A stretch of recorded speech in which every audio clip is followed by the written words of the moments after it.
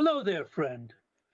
Today, let's focus on a single idea. Thoughts can be elusive and hard to grasp, but we'll try to explore this idea from various perspectives. Specifically, we want to understand the opinions citizens have about what states fundamentally seek from their interactions with other states. This involves looking at the goals states aim to achieve and how these are perceived by the people. By doing so, we hope to gain insight into the complex dynamics of international relations, appreciating the motivations and expectations that drive state interactions globally. Well, smaller states want to be left alone somehow, to have a balance between the big and powerful countries so that the smaller ones can breathe. And what if we take the big and serious ones that shape world politics? It's pretty simple. Every state wants one thing: to be as strong as possible. Well, for that, the other main competitors need to be as weak as possible. Everything is relative to the knowledgeable one. It's impossible to want to be as powerful as some, mythical Martians. It's enough to be noticeably stronger than everyone else. To achieve this, one must consider various strategies and approaches. One way is to be stronger yourself. The other way is to weaken others. For instance, focusing on personal development and strength enhancement can be beneficial. Generally, this combines more or less successfully. Now let's think about what Russia needs from whom. For example, what does Russia need from the United States? So at this global level, well, for the United States to be as weak as possible, so they have less influence on Russian politics,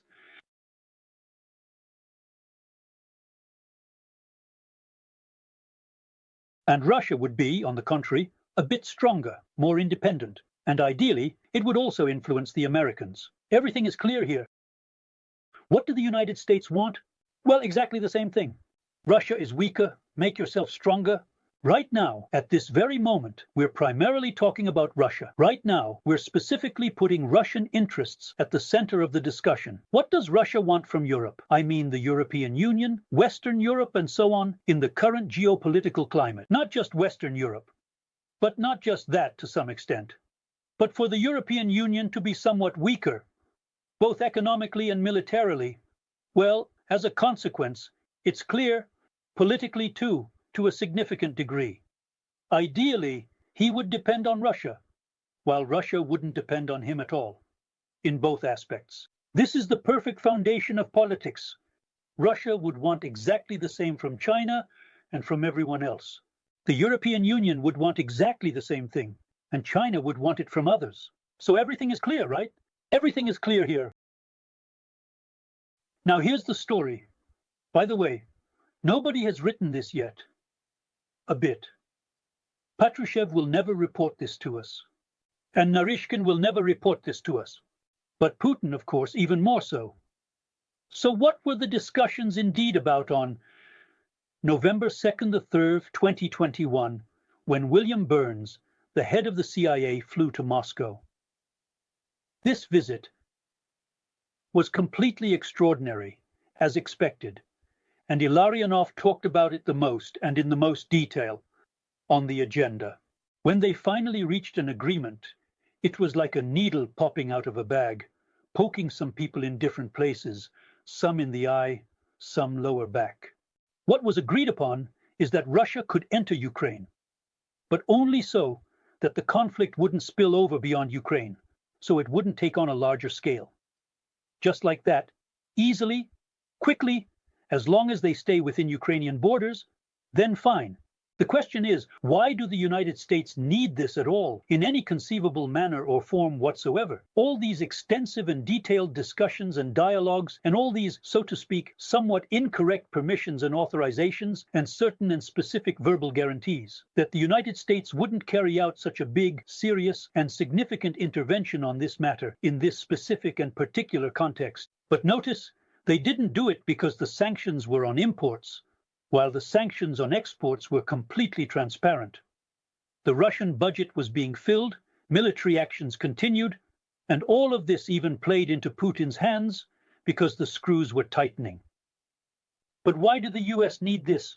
When such talks are happening, it means everyone. We won't be putting up any special obstacles on our side in any way whatsoever. Of course, we need to preserve and uphold our reputation at all times. We're not some kind of partners in crime or aggressors or anything like that. You know what I mean. So, of course, we'll continue to maintain the facade as expected, naturally, so that our reputation stays intact in the eyes of the world, so the world sees the help and so on, and all that jazz. But don't worry, it's not like Ukraine is going to win or anything.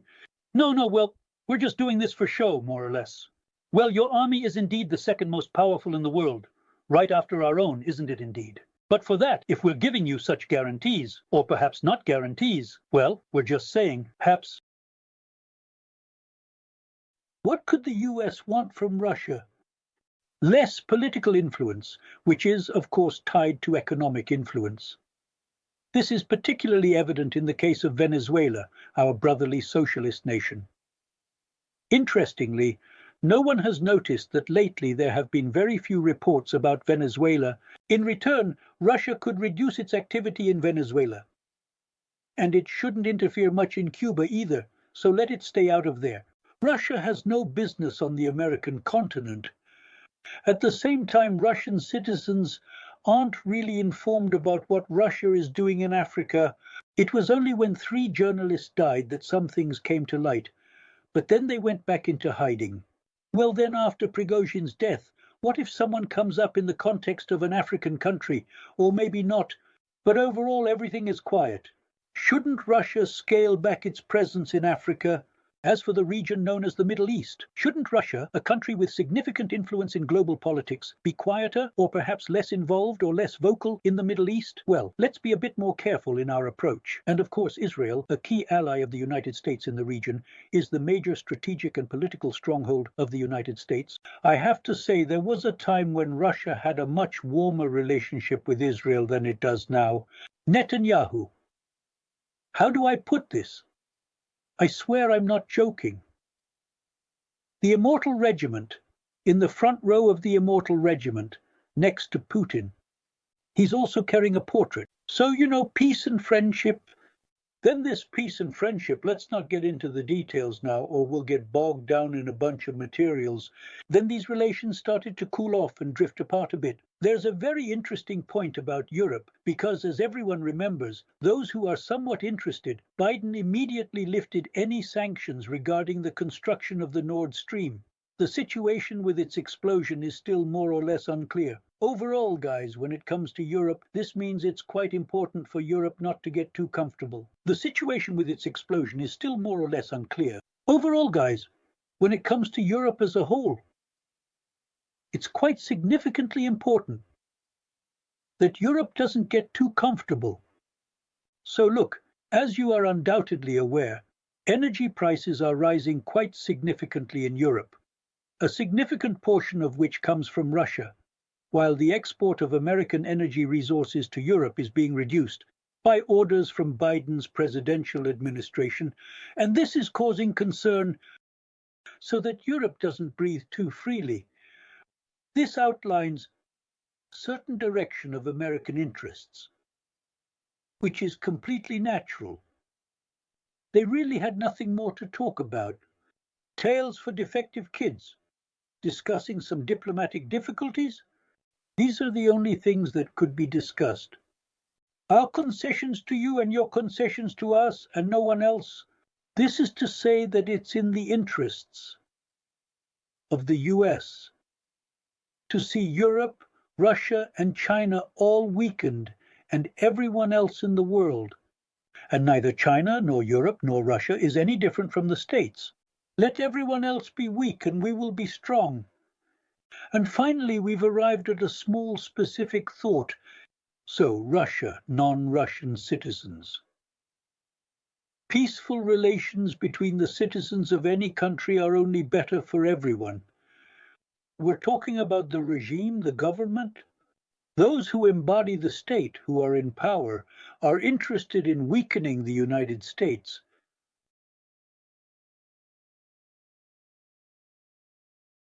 How actually can they weaken the United States? No, well, of course, spy as much as you can. Everyone spies on everyone as much as they can. There's nothing original here. And also I ask you to get used to this idea. It's a general one, and the others are drifting away from it. And also, the power in the USA should be democratic. Because the main direction of the activity of the Democratic Party of the USA, its, so to speak, ideological vector, its theoretical program, its left socialist wing, which is the main thing, honestly, on one wing, and the right one is just for show. It's to tear it down to the ground and then build a just state in its place.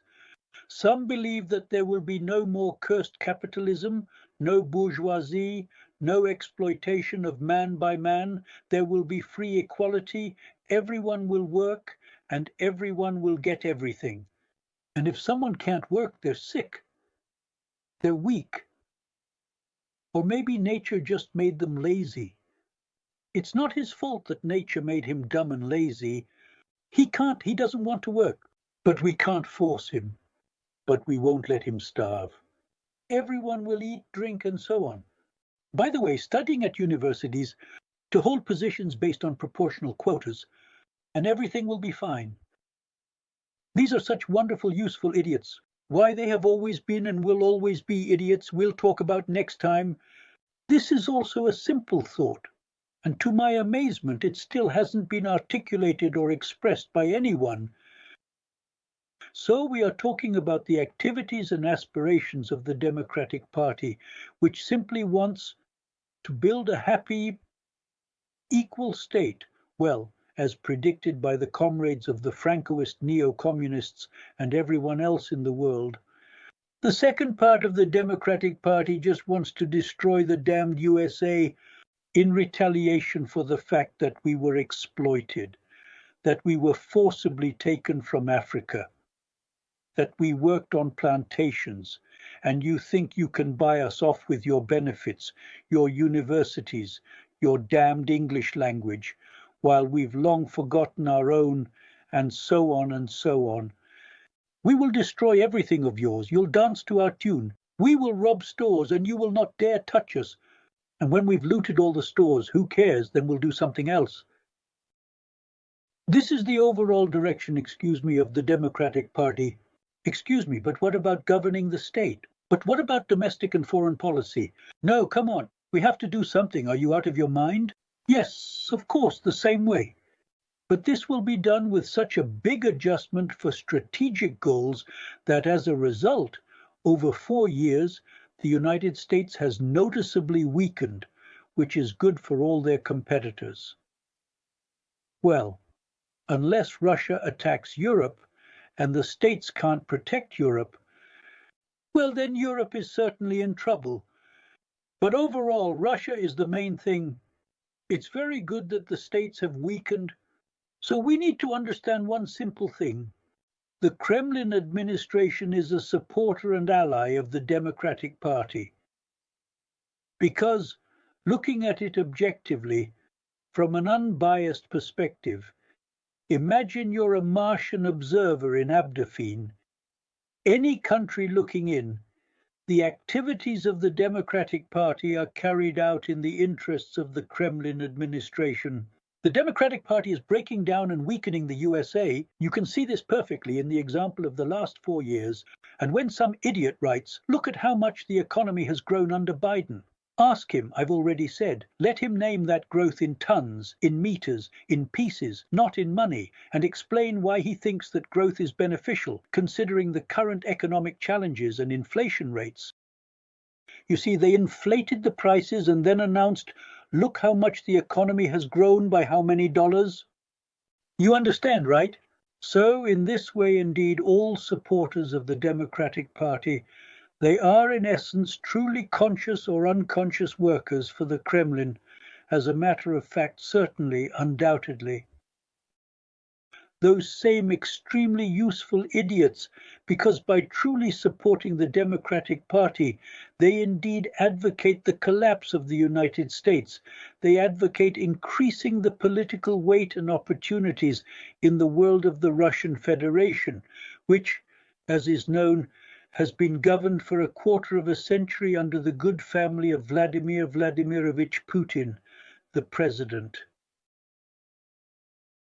And now we can name these wonderful agents because I first started thinking about these things when I read a brief, of course, biography of a Swiss person. I have always been fascinated by the stories of remarkable individuals and their contributions to society. In particular, I was intrigued by the life and achievements of a notable Swiss figure. That's the one that became the Patrice Lumumba Institute. Everyone knows the Patrice Lumumba International University, then the KGB, then working in Washington under the cover of journalism, then a book. I couldn't find it, didn't read it. Well, if it said that he wrote it, then he wrote it. And then he went to the United States. Then he was a consultant there. And so 2 years ago, I think it was 2, he became a blogger who instantly, I don't know how long it's been, I haven't seen, but definitely over 1 million, maybe 1.5 million subscribers. That's a lot, that's a lot. I stumbled upon something. They didn't let him go abroad after that. They didn't give him a passport. He got his passport through his company in a commercial way. In '93, basically, anything was possible in the world. And then he went to Estonia, and he got his American visa in Estonia and left for America. Here's a big fig right under your nose. The Estonian embassy, that is the consulate in Estonia, I knew it very well. That's how it historically turned out. It was impossible for a Russian citizen to get a visa in Estonia.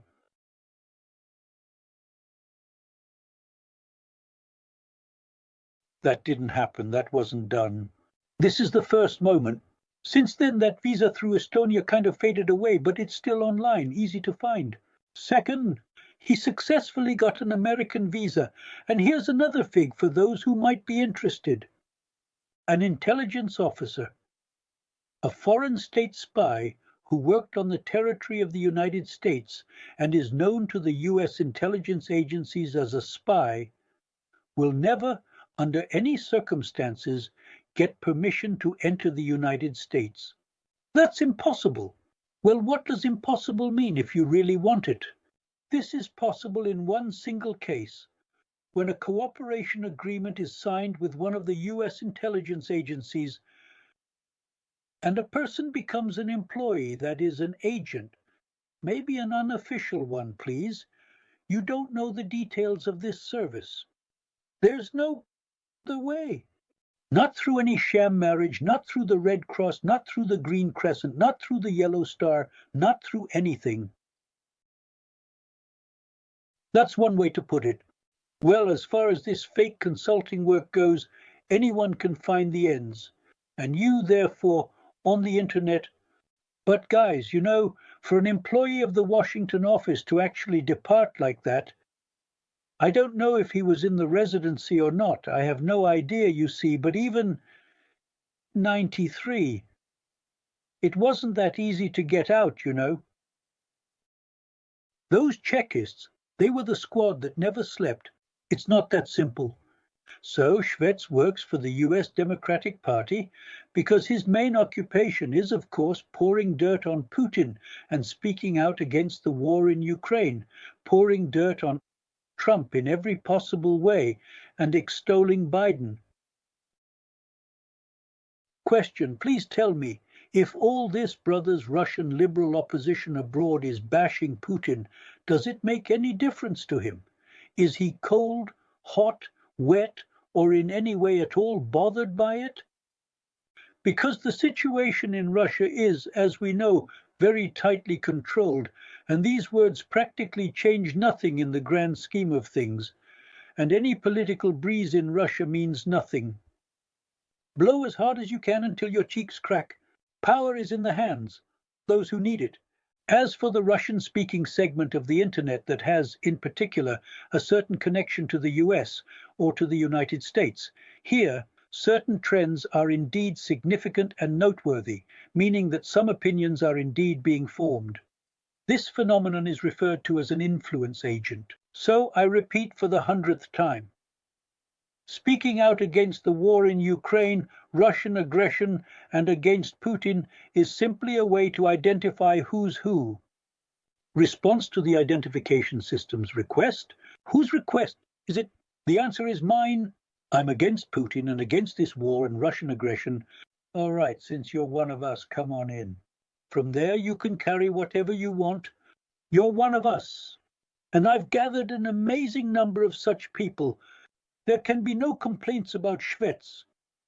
He's a committee guy. He's working. His biography is just one big blur. Not so much murky. It's a bit dirty. Because I just don't remember what year he was born. I don't remember. But it turns out that he graduated from Patrice Lumumba University at the age of 27.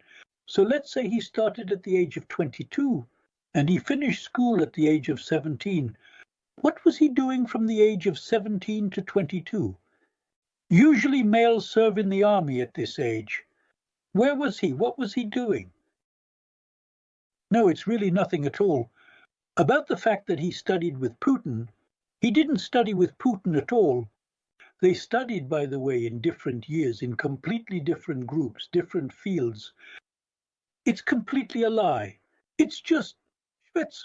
I repeat, these guys, you can't even say that lying is their profession. He says the right words and gets to the point, but when Karpov says things like that, it's already more interesting. That's more interesting. Well, I understand that, of course, Karpov should exist. I don't know if that organization is still around or not. I honestly have no idea who exactly is on the Soros grants, but honestly, I can't explain this fantastic mass stupidity, some kind of mental novocaine, or perhaps not enough cocaine, a brain blockade, when people pretend that they completely and utterly don't see what's around them.